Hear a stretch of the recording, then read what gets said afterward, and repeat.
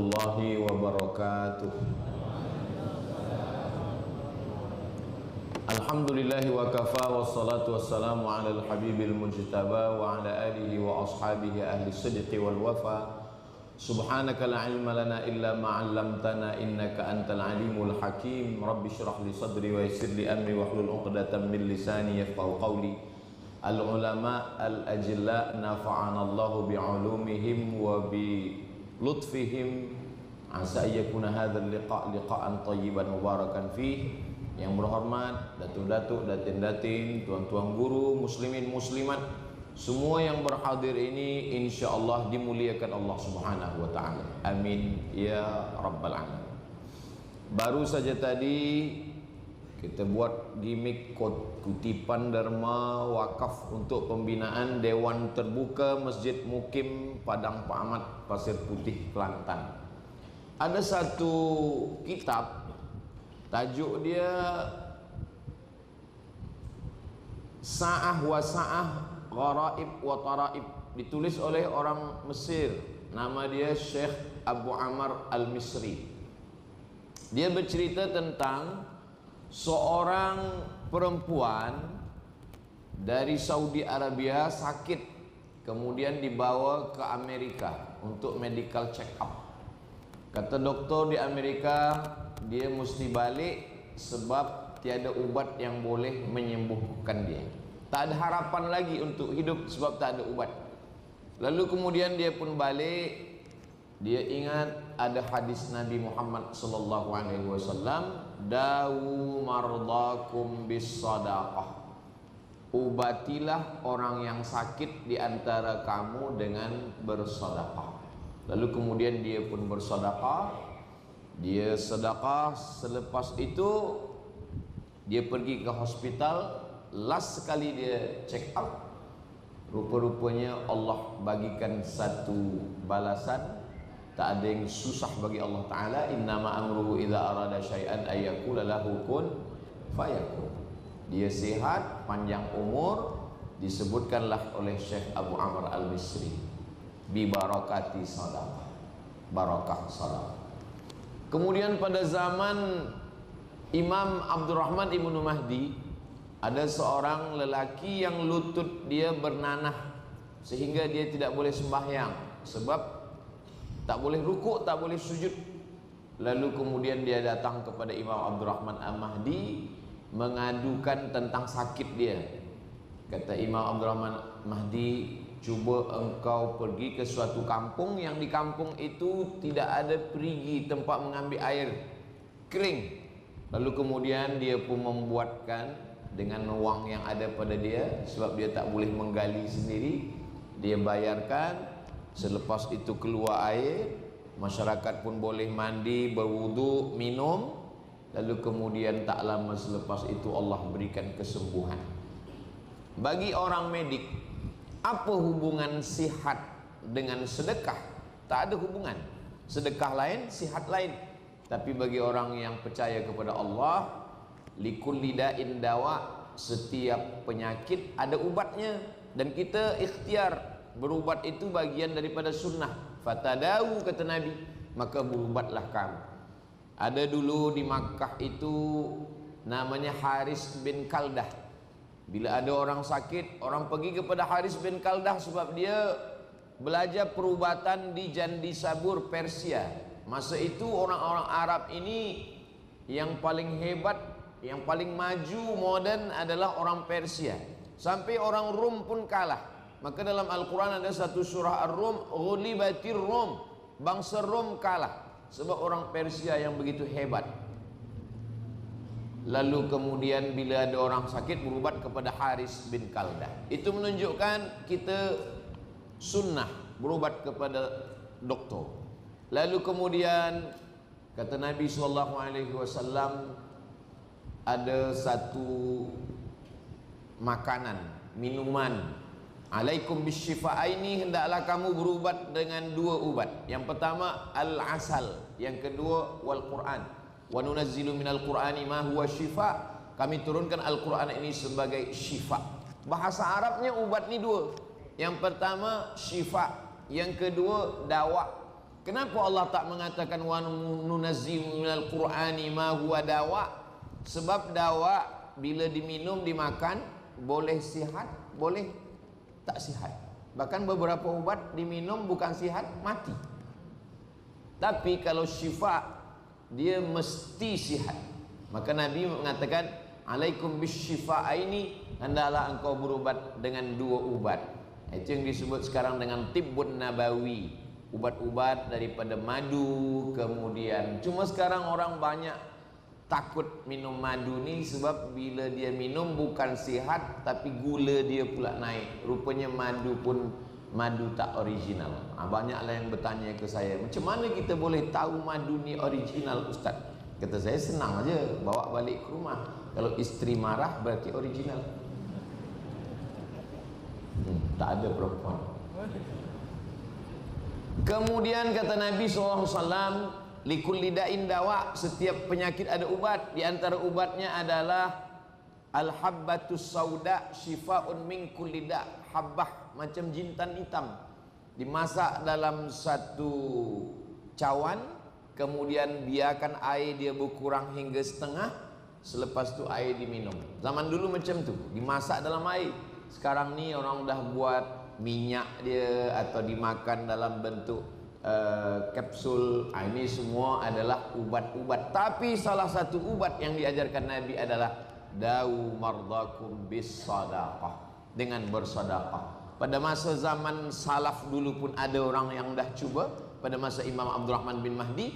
Pada masa moden pun ada orang yang dah cuba, yang diceritakan oleh Syekh Abu Ammar Al-Misri. Dan pada masa saya pun ada juga orang yang cuba. Di kampung tempat saya bagi tazkirah. Lepas saya bagi tazkirah, saya pergi parking, ambil kereta, datang seorang lelaki. Ustaz Somad, ya, isteri saya sakit. Kata doktor, mohon maaf, di dalam rahimnya ada kista sebesar duit logam, sebesar koin. Nanti bila kista ni diangkat di dalam rahim, nanti mohon maaf, istrinya tak boleh mengandung lagi. Mesti operate, diangkat kista ni. Sebab nanti bila tidak, dia makin besar, makin parah, makin teruk. Maka kata doktor, ini mesti diangkat, dan bila diangkat rahim hilang dan tak boleh mengandung lagi.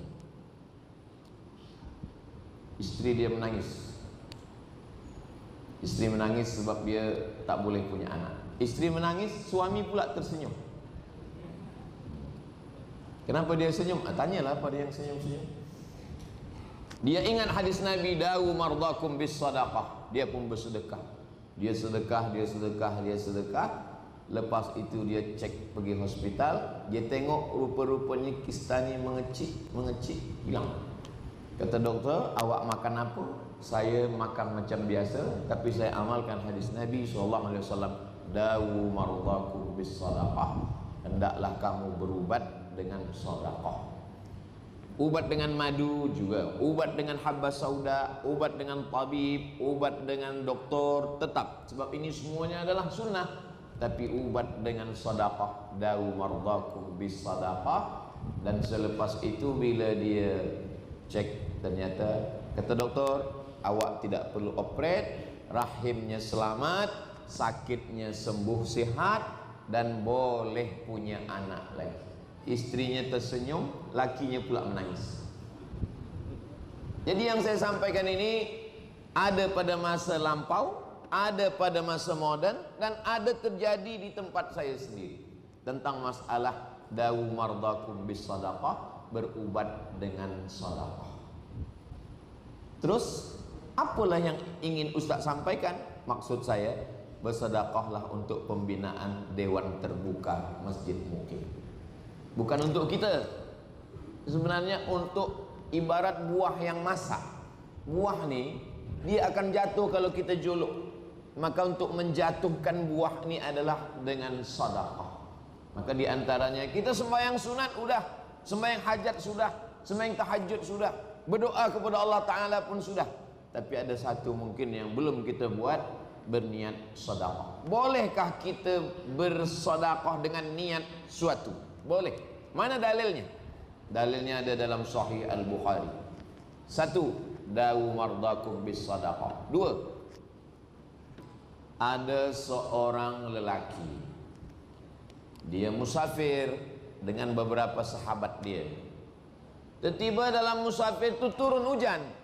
Dia pun masuk ke dalam lubang batu. Manakala mereka sedang berada di dalam lubang batu tadi, turun batu besar menutup pintu, sehingga mereka tertutup, terkunci di dalam, tak boleh keluar. 3 orang di dalam lubang batu. Hadis ini panjang, ada dalam Sahih Al-Bukhari. Hadis sahih. 3 orang ini berdoa kepada Allah Ta'ala, menyebut amal-amal dia. Yang pertama, ya Allah, saya punya pembantu. Saya ada ternak kambing. Bila pembantu saya ini pergi, duit gaji dia belum dia ambil, maka duit gaji dia itu saya belikan kambing. Kambingnya pun banyak, beranak pinak, kambing pun banyak sekali.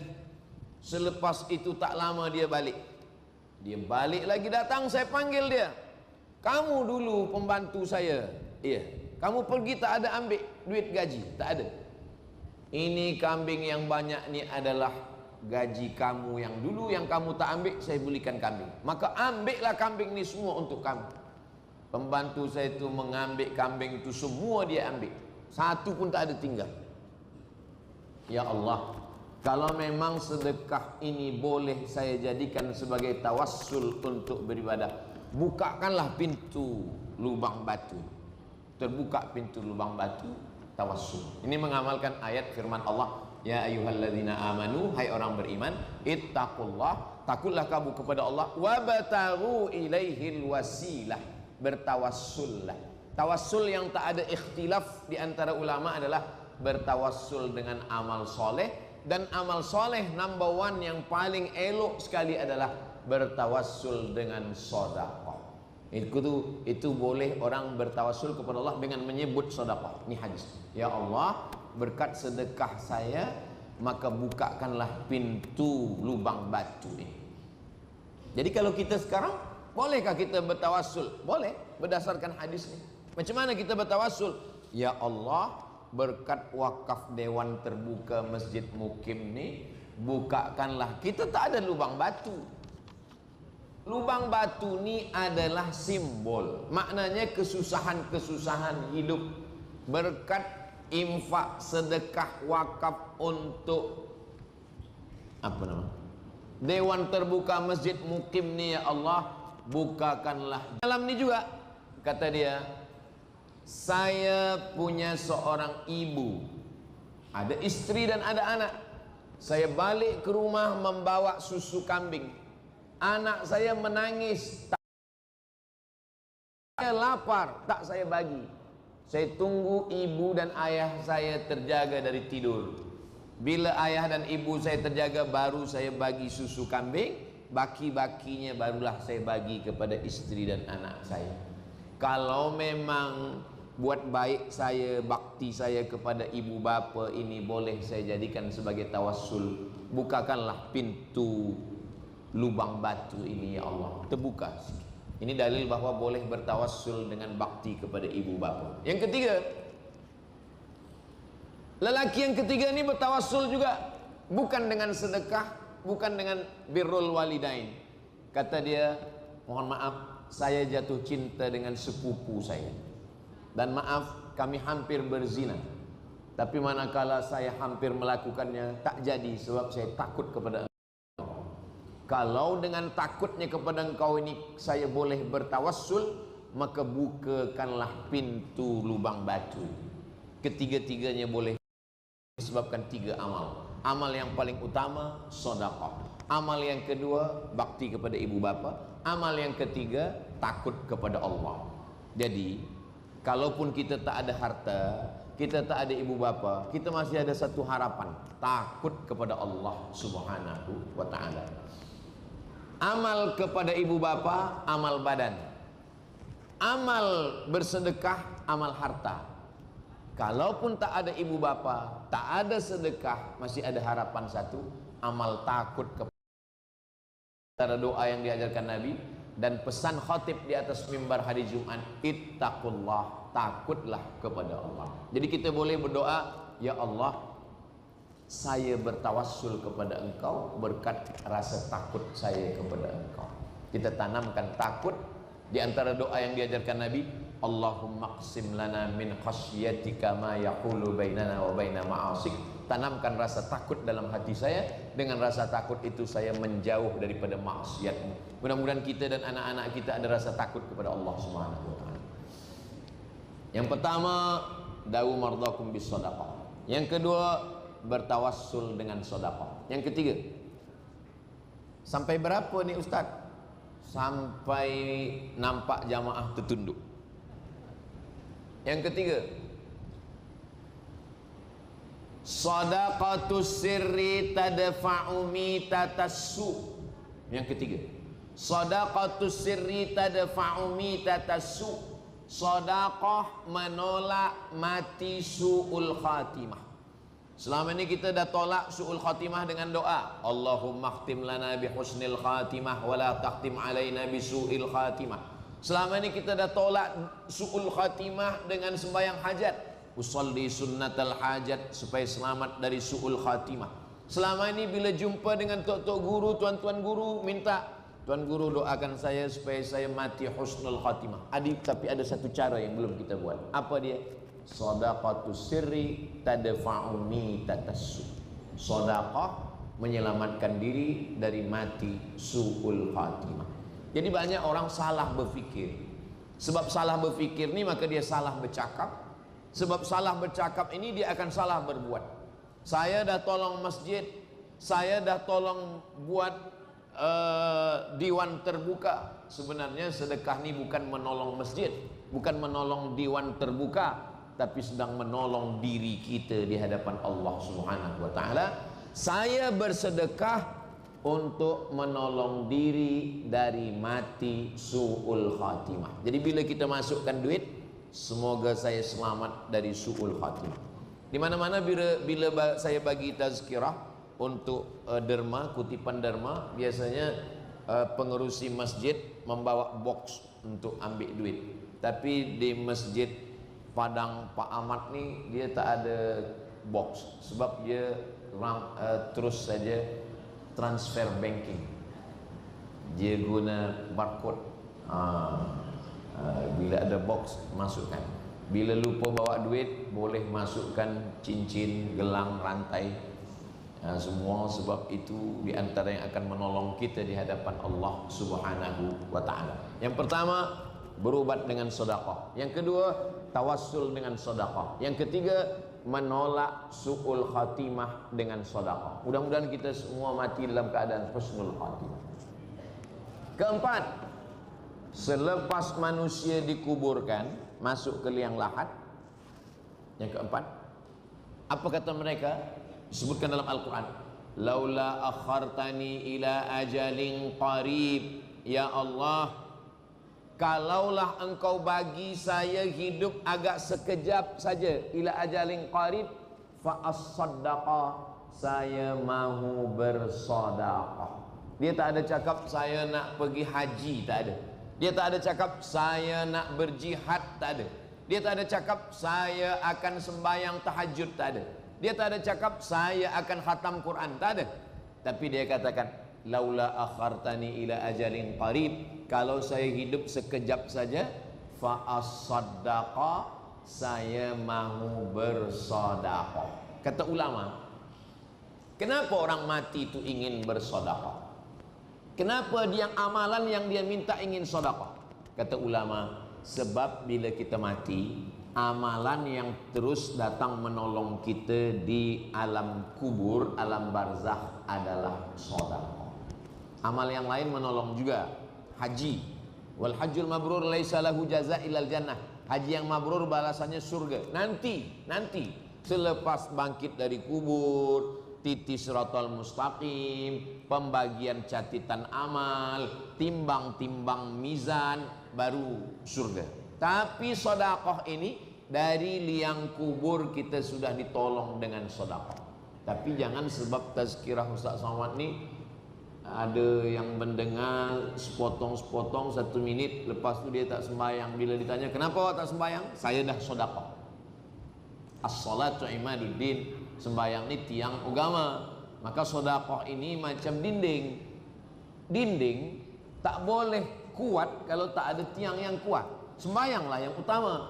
Tapi tiang pun kalau tak ada dinding, kita boleh selesa dalam masjid ni sebab ada tiang. Kita bersedekah, maka diantaranya adalah sedekah sebagai penolak bala penyakit, sedekah sebagai untuk tawassul, sedekah selamat dari su'ul khatimah, sedekah adalah amalan yang menyelamatkan di dalam liang lahat. Ma akalta fa'afnaita, yang dimakan busuk. Wa malabista fa'ablaita, yang dipakai lapuk. Hidup ni cuma dua, makan, pakai. Orang kaya ke, orang miskin ke, ada jawatan ke tak ada jawatan, hidup ni cuma dua, makan, pakai. Sekaya-kayanya orang makan, paling banyak makan tambah 2 kali. Kalau sampai 3 kali kita pun malu. Sekaya-kaya orang pakaian paling banyak 3 lapis. Nah, saya ni 3 lapis ni. Dalam 1, ini 2, ini 3. Kalau ada orang pakai 4 lapis bukan kaya, demam. Hidup ni cuma 2, makan, pakai. Rumah, pakai. Kereta, pakai. Makan, pakai. Makan pun sekarang tak boleh banyak-banyak. Nak makan udang, kolesterol. Nak minum gula, diabetes. Takut makan. Maka 3. Yang pertama yang dimakan busuk, yang dipakai lapuk, yang diwakafkan untuk dewan terbuka. Kenapa Ustaz sebut terus? Dia setiap 5 menit mesti disebut. Yang kita pakaikan untuk dewan terbuka, itulah yang akan kekal hingga hari kiamat. Kita dari tanah masuk ke lubang tanah, dimakan cacing tanah, habis. Tapi siapa dulu yang mewakafkan tanah ni? Siapa yang mewakafkan masjid ni? Masya Allah, patutlah sejuk, helikopter di atas. Bertuah orang yang berwakaf ni. Jadi siapa yang mengatakan, oh masjid dah cantik, tapi diwan terbuka masih ada kesempatan lagi. Bukan kita nak tolong masjid, kita bukan tolong masjid, kita sedang menolong diri kita sendiri di liang lahat. Yang menyertai kita hanya tinggal sedekah.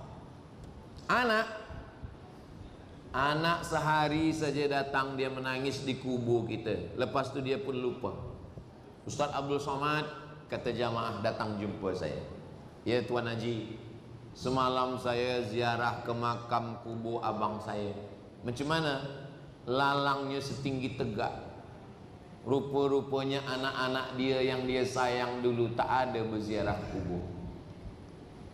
True story, kisah nyata. Anak pun lupa. Isteri macam mana pula?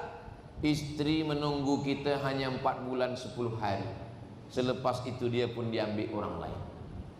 Surat kereta bertukar, surat tanah bertukar, surat nikah pun bertukar. Apa yang boleh menyertai kita bersama? Itulah yang diceritakan Allah dalam Al-Quran. Laula akhartani ila ajalin qarib, bagilah saya masa sekejap saya untuk hidup. Seandainya hidup 1 minit, apa yang kau buat? Sembahyang pun tak sempat.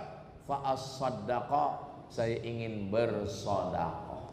6. Yang keenam, nanti sampai masanya kita bangkit dari kubur. Selepas masuk kubur, bangkit dari kubur. Idza sama'um fatarat, langit terbelah. Wa idzal kawakibun tasarat, planet-planet bertembung, meletup. Wa idzal biharu fujirat, lautan tsunami.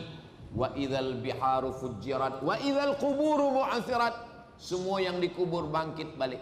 Ketika yang dikubur ni bangkit, panas. Ada yang tenggelam kena peluh hingga ke mata kaki, ada yang tenggelam hingga ke dada, ada yang tenggelam hingga ke leher. Tapi ada orang yang tak merasakan panas. Siapa dia? Inilah yang keenam. Kullu mri'in tahta zilli shadaqati, setiap orang akan bernaung di bawah sedekah. Di luar sana panas, tapi ada orang yang di bawah pokok kayu, pokok kelapa tak panas. Kita di dalam ni tak panas sebab ada atap. Di padang mahsyar adakah pokok kayu? Adakah? Tak. Wa takunul jibalu kal ihnil manfush, macam bulu kambing yang dihembus angin. Tak ada lagi tempat bernaung, tak ada tempat berlindung, tak ada tempat selamat. Tapi kata Nabi sallallahu alaihi wasallam, kullu mri'in tahta zilli sadaqatihi, orang akan bernaung di bawah sedekah. Maka itulah dia orang yang beruntung, orang yang berada di bawah sedekah.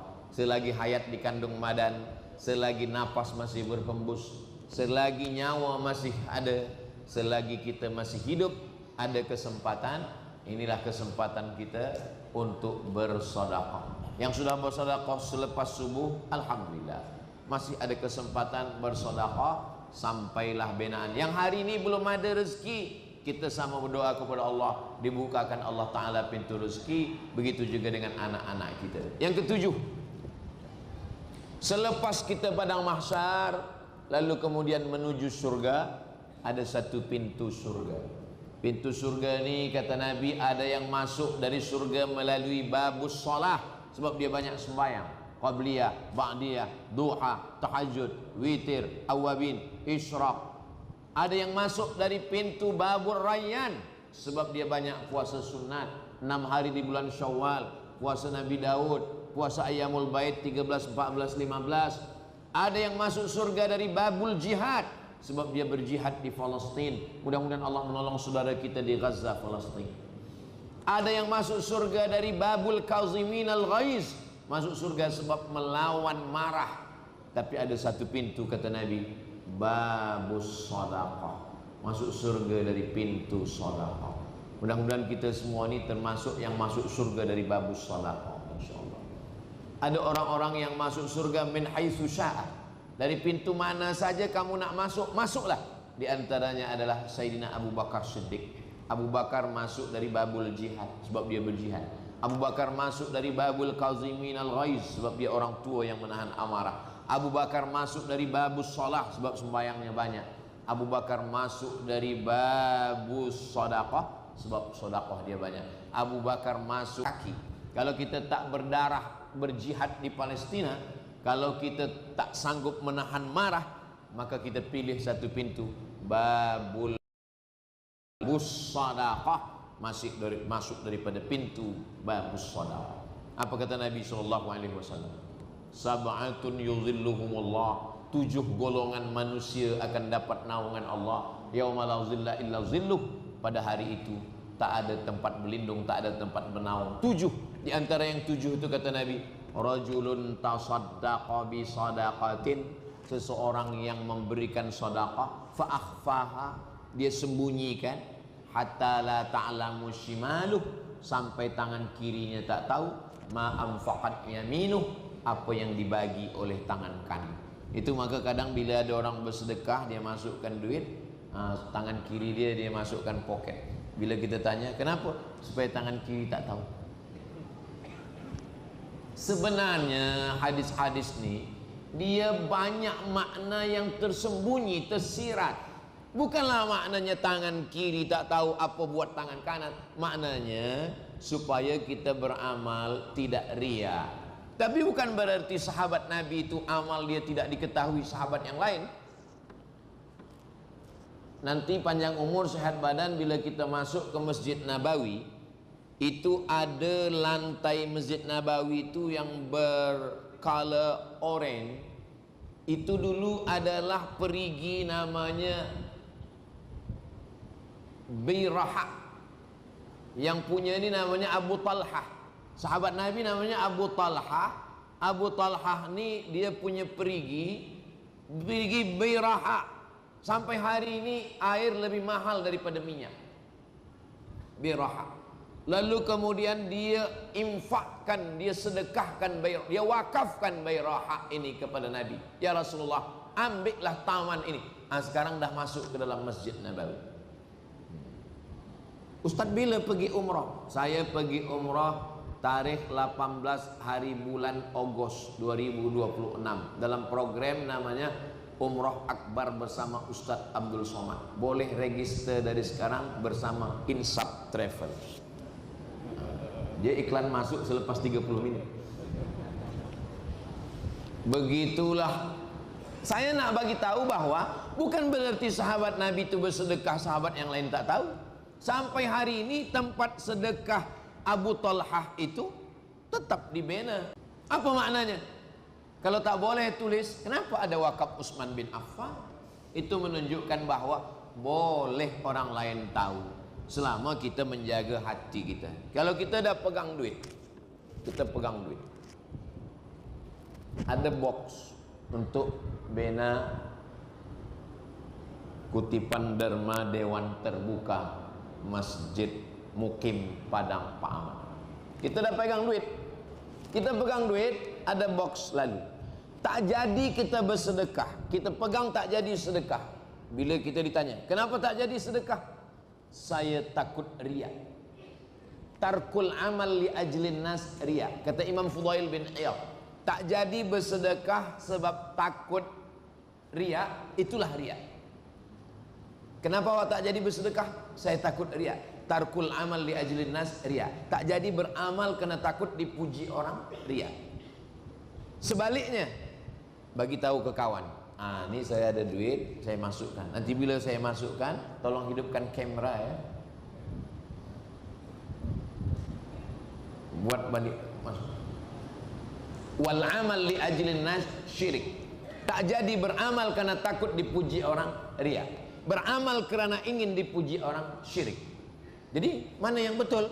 Yang betul adalah masukkan bismillah, jaga hati. Kalau terlintas di hati ingin dipuji, ingin digambar, ingin disebut nama, beristighfar, minta ampun kepada Allah Subhanahu wa ta'ala.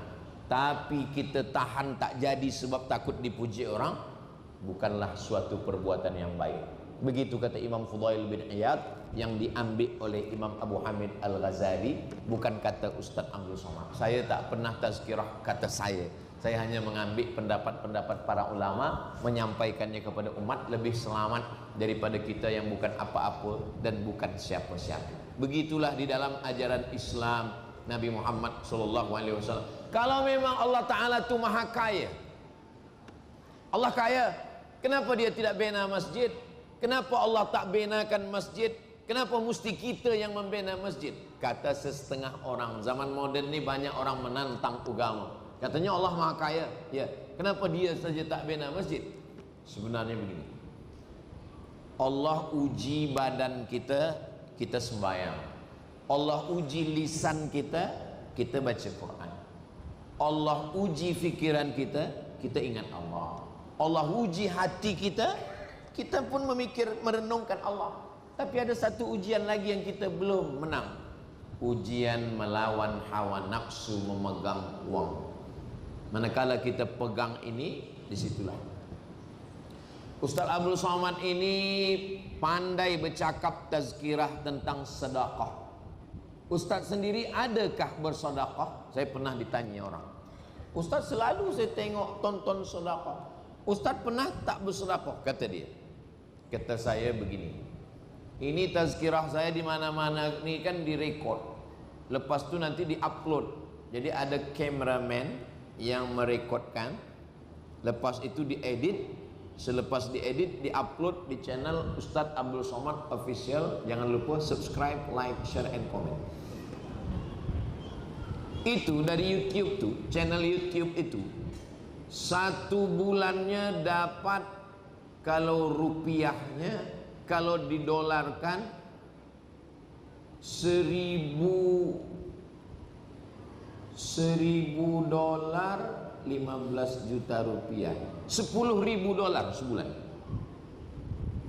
Channel Ustaz Abdul Somad Official itu setiap bulan dapat 10.000 US dollar tiap bulan. Tapi saya tidak ambil 1 dolar pun, tak pernah saya. Kenapa?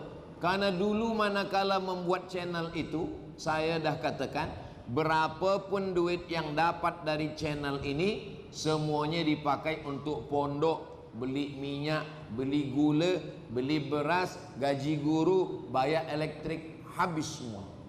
Makanya kalau ada orang tuduh-tuduh saya, tuh Ustaz Somad pakai kereta tuh dari duit YouTube tuh. Dari mana engkau tahu? Dari suaranya, tup tup tup tup tup. Jadi bila ada orang bertanya, Ustaz ini hanya pandai bercakap saja.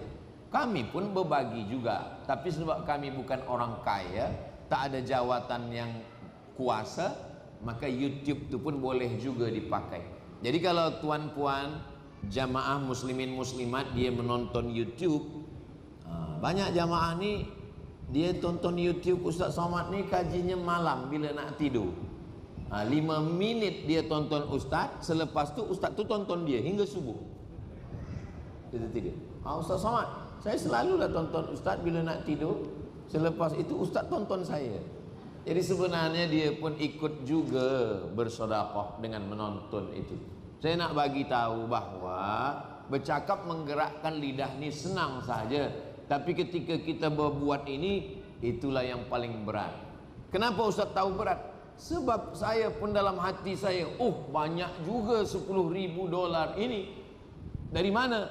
Dari tazkirah yang masuk ke YouTube itu. Tapi kerana kita dah berjanji, al-wa'du dain, janji adalah hutang.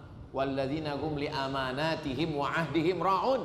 Sifat orang beriman adalah menunaikan janji. Mudah-mudahan kita termasuk orang yang istiqamah menjalankan janji ini insyaallah. Muslimin muslimat yang dimuliakan Allah Subhanahu wa taala, yang ke-8. Yang ke-8 kata Nabi sallallahu alaihi wasallam, dia bacakan ayat, "Matsalul ladzina yunfiquna amwalahum fi sabilillahi kamatsali habbah." Orang yang menanam satu biji, dia ambil satu biji jagung, dia masukkan ke dalam tanah, ambatat sab'a sanabil, tumbuh 7 cabang. Wa fi kulli sumbulatin mi'atu habbah, dalam satu cabang ada 100. Satu jadi 7. Dalam satu cabang ada 100, 200, 300, 400, 500, 600, 700. Wallahu yudha'ifu liman yasha. Allah lipat gandakan lebih banyak lagi. Wallahu wasi'un alim. Allah itu maha luas nikmatnya. Allah maha tahu siapa yang bersedekah, siapa yang tidak. Apakah semua sedekah kita ini diterima Allah SWT? Wallahu a'lam. Saya tak tahu sembahyang saya diterima Allah atau tidak, tapi saya terus sembahyang. Kenapa? Karena sembahyang adalah ibadah. Saya tak tahu sedekah saya diterima Allah atau tidak, sebab itu urusan Allah. Tapi saya terus bersedekah. Kenapa? Kerana sedekah adalah ibadah. Kita hanya disuruh beribadah. Masalah terima tak terima itu Allah Subhanahu wa taala. Ada 5 yang dirahasiakan Allah. Tak ada yang tahu siapa dapat taubat nasuha. Tak ada yang tahu siapa dapat solat wusta. Tak ada yang tahu siapa dapat Lailatul Qadar. Tak ada yang tahu siapa dapat haji mabrur. Tak ada yang tahu siapa dapat doa mustajab 1 titik hari Jumaat. Tapi tanda-tandanya. Jadi kalau ada ulama dikatakan dia dapat Lailatul Qadar, tanda-tanda itu dia dapat. Apalah tanda amal kita diterima Allah? Tanda amal kita diterima Allah ada berubah. Dulu orangnya marah, cepat marah. Selepas mengaji, alhamdulillah Ustaz Somad, dulu suami saya itu pemarah, panas barang, nak mengamuk saja.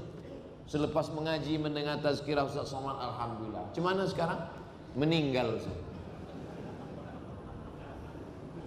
Dulu sebelum mengaji ini orangnya bakhil, pelit. Kalau ada kutipan derma, cepat-cepat balik. Kalau ada kutipan derma, masuk RM1. Tapi selepas mengaji dengan Ustaz Somad sekarang alhamdulillah. Kalau ada kutipan derma, dia dah berubah. Berapa dia bagi? RM1 5 sen. Ada berubah. Berubah dari yang kecil. Kata Nabi SAW, wahai Aisyah, Sayyidatuna Aisyah, seandainya engkau ada 1 biji kurma, fashaqqahu nisfain, belah 2. Ittaqin nar walau bisyiqqi tamrah, selamatkan diri engkau walaupun hanya sebelah kurma. Sebelah kurma pun engkau bagi, sebelah masuk ke mulut engkau, sebelah masuk ke mulut fakir miskin. Itulah yang akan menjaga engkau dari neraka. Seandainya dia wali Allah, sekalipun dia wali Allah, kalau dia bakhil, dicabut Allah kewaliannya. Ada orang yang soleh, yang baik, tapi dia bakhil, dicabut Allah keberkatannya. Ada orang yang sembahyangnya biasa-biasa saja, Sembahyang biasa saja, puasa pun biasa yang wajib-wajib saja. Tapi kemudian dia bersedekah, diberikan Allah keberkahan. Sebenarnya hidup ini yang nak kita cari adalah berkah. Apa berkah itu? Ini air. Ini tak boleh kita tambah menjadi 600 ml. Tak boleh kita tambah menjadi 2 liter. Dia memang sudah kecil macam ini. Saya sebenarnya nak bagi tahu, kalau saya biasa bagi tazkirah 60 minit sebab airnya besar. Jadi kalau macam ni 30 minit. Air ini takkan bertambah. Takkan bertambah sebab memang dah beginilah ukuran dia, tak bertambah. Tapi isinya boleh berubah. Kalau isinya air putih, maka mungkin RM5 paling mahal.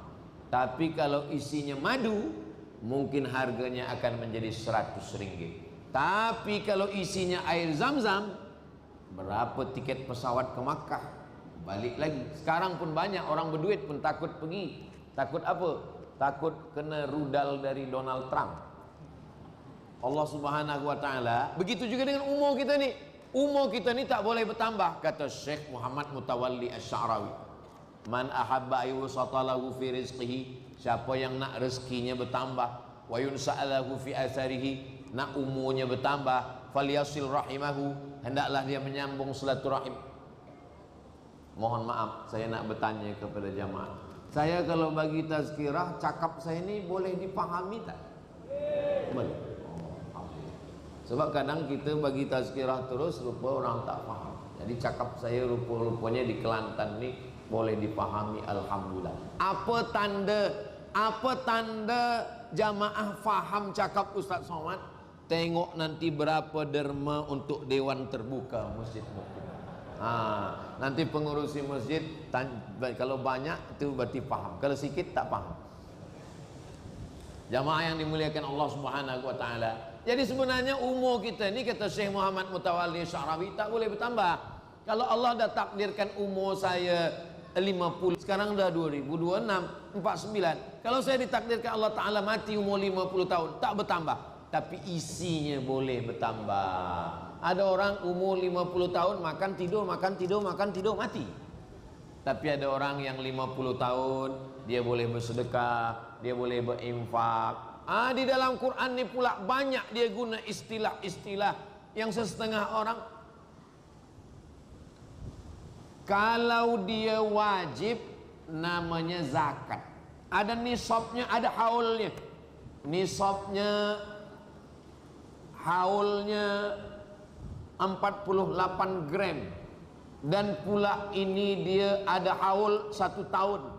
Mesti milkut tam, kepemilikannya penuh. Wajib hukumnya. Ini dia zakat. Tapi ada yang tidak wajib. Itulah dia infak. Infak. Siapa dulu yang bagi duit untuk ini infak. Kalau wakaf, wakaf ini lebih khas lagi. Wakaf orang yang berwakaf, yang kedua yang menerima wakaf, yang ketiga apa yang diwakafkan, yang keempat ada ijab dan qabul. Inilah baru dia disebut wakaf. Saya wakafkan tanah ini kepada masjid untuk dibina dewan terbuka tunai. Kata nazir penerima wakaf, kami terima, baru wakaf. Saya mendengar tazkirah Ustaz Somad semalam, saya tergerak hati nak berwakaf. Itu ada tanah kosong di Pasir Putih. Macam mana mewakafkan tanah orang? Kita mesti tanah kita. Saya wakafkan tanah pusaka ayah saya. Saya wakafkan tanah pusaka ayah saya. Mana tanahnya? Di Pasir Putih. Tanah siapa? Tanah ayah saya. Pusaka, iya. Ayah dah meninggal, masih hidup. Mana ada pusaka orang hidup? Yang meninggalkan pusaka itu orang mati. Sekarang ni ada orang ayahnya masih hidup, dia pula minta, ayah jangan banyak-banyak bersedekah ya. Sebab apa? Sebab itu nanti untuk saya. Mestinya dialah yang menolong ayahnya, bukan dia pula meminta harta ayahnya. Jadi sekarang ni banyak orang tidak mengaji, ditambah lagi dengan tamak. Apa yang membuat manusia ni tak mau bersedekah? Asyaitanu ya'idukumul faqra. Syaitan selalu membisikkan faqra, fakir. Fakir artinya kurang. Kurang senang, kurang selesa, kurang kereta, kurang motosikal, kurang rumah, kurang belanja, kurang duit. Asyaitanu ya'idukumul faqra. Selepas manusia ini merasa kurang, wa ya'murukum bil fahsya. Dia suruh selalu untuk berbuat dosa. Yang menyelamatkan itu adalah dengan banyak mengingat mati. Guna mengingat mati itu 3. Yang pertama, turiqul qulub, melembutkan hati. Yang kedua, tudmi'ul ain, melelehkan air mata. Yang ketiga, tazkiratan lil maut, banyak-banyak mengingat mati. Alhaakumut takasur. Manusia ini selalu dilalaikan dengan takasur. Takasur banyak anak, banyak rezeki, banyak kereta, banyak rumah, banyak duit, banyak. Alhaakumut takasur hatta zurtumul maqabir, sampai ke kubur. Makna hatta zurtumul maqabir ini kata ulama 2. Yang pertama, hatta zurtumul maqabir, kamu selalu berbangga-bangga sampai kamu masuk kubur. Tapi ada makna kedua, kata Syekh Atiyah Saqar. Apa kata beliau? Kamu saling berbangga-bangga sampai di kubur pun kamu berbangga-bangga. Bukan sampai di kubur itu berhenti berbangga, sampai di kubur pun kamu tetap juga berbangga-bangga. Cobalah kita tengok di kubur. Ini kubur Tuan Fulan, ini kubur Ustadz Fulan, ini kubur. Saya pernah ziarah ke kubur, datang kawan saya. Mat, kata dia, iya, coba engkau tengok-tengok kubur. Iya, kau nanti nak mati nak batu warna apa? Sampai di kubur pun masih orang berbangga-bangga. Sebab dulu mereka, orang Arab jahiliyah, bila ke kubur, mereka akan berbangga-bangga di kubur. Hai Fulan bin Fulan orang paling kaya. Hai Fulan bin Fulan kalau perang tak pernah kalah. Hai Fulan bin Fulan banyak harta. Hai Fulan bin Fulan tinggi kuasa. Sampai di kubur pun dia tetap juga berbangga-bangga. Bukan di kubur itu dia berhenti berbangga. Padahal manusia ini hanyalah setumpuk daging busuk yang akan dimakan cacing tanah. Maka kalau kita sedar hakikat mati, hari Jumat ziarah kubur, berkirim doa arwah, bersedekah. Orang-orang tua kita mengajarkan sedekah ini dari kecil lagi. Kadang orang tua bagi duit pada anak-anak yang membagikan. Itu semua adalah bagaimana dengan Nabi Muhammad sallallahu alaihi wasallam. Nabi manakala meninggal dunia, maka harta warisannya itu nahnu ma'asyirul anbiya, kami nabi-nabi tak meninggalkan warisan. Wa ma taraknahu shadaqah, yang kami tinggalkan ini adalah sedekah. Itu maka ketika Sayyidatuna Aisyah meminta tanah Fadak, apa kata Sayyidina Abu Bakar Siddiq? Itu sudah disedekahkan Nabi Muhammad sallallahu alaihi wasallam. Oh, kerana yang boleh bersedekah hanya orang kaya saja. Apa kata Nabi? Tabassumuka fi wajhi akhika sedekah. Senyummu ke wajah saudaramu sedekah. Sedekah bukan hanya uang. Yang uang infak, tanah wakaf, padi beras zakat, emas zakat, uang infak. Tapi kalau sedekah, tabassumuka, senyum pun sedekah. Maka kalau masjid buat box, itu ada box masjid, jangan tulis box, yang tepat box infak. Jangan tulis box sedekah. Sebab kalau tulis box sedekah nanti orang lalu senyum saja dia. Yang paling tepat adalah box infak, supaya dia masukkan duit. Tapi itulah adilnya Allah Ta'ala. Kenapa senyum pun sedekah? Sebab ada orang yang miskin, yang dia tak ada duit, tapi dia boleh tersenyum walaupun hidupnya pahit, walaupun susah, walaupun sakit, dia boleh tersenyum. Tabassumuka fi wajhi akhika sedekah. Likulli sulama minkum sedekah. Setiap tulang-tulang ini ada sedekah. Rupanya tiap-tiap tulang-tulang ini ada sedekah. Likulli tasbihatin sedekah. Subhanallah, subhanallah, subhanallah. Likulli tahmidatin sedekah. Alhamdulillah, alhamdulillah, alhamdulillah. Likulli takbiratin sedekah. Allahu akbar, Allahu akbar, Allahu akbar. Jadi kalau yang sampai nisab zakat, yang ada tanah wakaf, yang ada emas infak, yang ada tak juga ada, maka bersedekahlah dengan tulang-tulang. Subhanallah walhamdulillah wala ilah. Tak juga ada, tersenyum. Tersenyum pun tak boleh, mati aja lah. Apa lagi yang boleh kita buat sebagai amal kepada Allah Subhanahu wa taala. Tadi saya mula tazkirah pukul 2.30. Sekarang dah pukul 3 suku. Kami turun tadi dari atas pukul 2 suku. Jadi saya dah sampaikan tazkirah ni lebih kurang 50 menit. Dia dah berbunyi, berarti waktu dah habis. Jamaah yang dimuliakan Allah Subhanahu wa taala, rezeki manusia ni macam ni. Ada tinggi, ada sedang, ada rendah. Badan manusia pun macam ni. Ada kurus, ada sedang, ada gemuk. Muka manusia pun macam ni. Ada handsome, ada kurang, ada jauh. Kulit manusia pun macam ni. Ada putih, ada hitam, ada legam. Rezeki pun macam tu juga. Jadi kalau Allah bagi kita rezeki, apa kata orang? Alhamdulillah, ini rezeki saya. Sebenarnya itu adalah ujian yang diberikan Allah Subhanahu wa taala. Memang sedap suara nyanyi sambil didengar makan lupis. Kalau mic sudah berbunyi, tanda waktu sudah habis. Jamaah yang dimuliakan Allah Subhanahu wa taala, itulah yang boleh saya sampaikan pada kesempatan ini. Saya mengajak kepada kita semua untuk menderma pembinaan Dewan Terbuka Masjid Mukim Padang Pak Ahmad, Pasir Putih, Kelantan. Mudah-mudahan apa yang kita lakukan ini diridhai Allah Subhanahu wa taala. Bagi yang sudah berwakaf, barakallahu lakum fima a'taitum wa barakallahu lakum fima abqaitum wa ja'alaha lakum tahuran.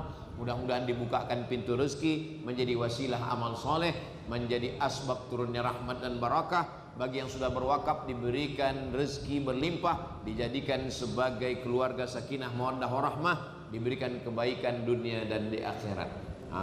Di akhir tazkirah barulah keluar box dan kantung-kantung. Sila masukkan yang ada duit. Ustaz Somad pun ada duit sikit.